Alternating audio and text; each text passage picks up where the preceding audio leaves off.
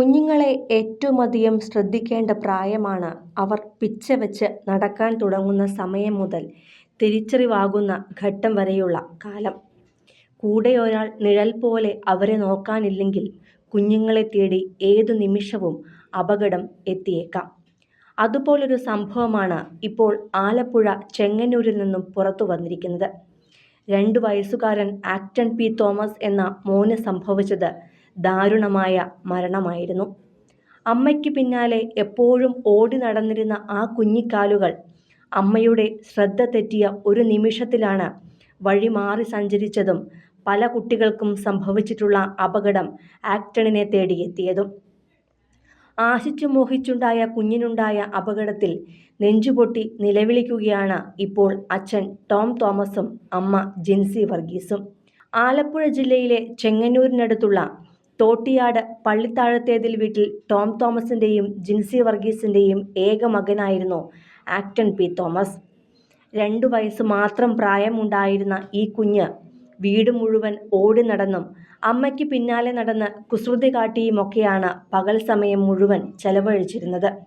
അതുപോലെ പതിവ് കളിക്കിടെയായിരുന്നു ജിൻസി അടുക്കളപ്പണിയിലേക്ക് ശ്രദ്ധിച്ചതും. ഒരു നിമിഷം ആക്ടൺ തൻ്റെ കുഞ്ഞിക്കാലുകളുമായി വീട്ടിലെ കുളിമുറിയിലേക്കാണ് ഓടിക്കയറിയത്. കുളിമുറിയിലെ ബക്കറ്റിൽ വെള്ളം നിറച്ചു വെക്കുകയും ചെയ്തിരുന്നു. സാധാരണ വീടുകളിൽ കാണുന്ന പതിവ് കാഴ്ചയാണിത്. എന്നാൽ ആ വീട്ടിൽ കുട്ടികളുണ്ടെങ്കിൽ ബക്കറ്റിൽ വെള്ളം നിറച്ച് വെക്കാതിരിക്കുന്നതാണ് ഏറ്റവും നല്ലത്. കുട്ടികൾക്ക് വെള്ളവും തീയും കാണുന്നതൊക്കെ പലപ്പോഴും വലിയ കൗതുകമുള്ള കാര്യം കൂടിയാണ്.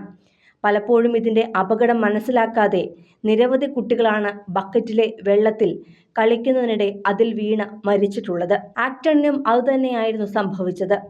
അമ്മയുടെ നിയന്ത്രണവും നോട്ടവും തന്നിലേക്കില്ലെന്നു കണ്ട ആക്ടൺ കിട്ടിയ അവസരത്തിൽ വെള്ളത്തിൽ കളിക്കുവാൻ കുളിമുറിയിലേക്ക് പോവുകയായിരുന്നു.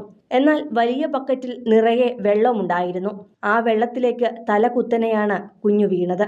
തിരിച്ച് നിവരുവാനോ എഴുന്നേൽക്കാനോ ആ കുഞ്ഞ് ശരീരത്തിന് സാധിക്കാതെ വന്നതോടെ ആ വെള്ളത്തിൽ അവൻ്റെ ശ്വാസം നിലയ്ക്കുകയായിരുന്നു.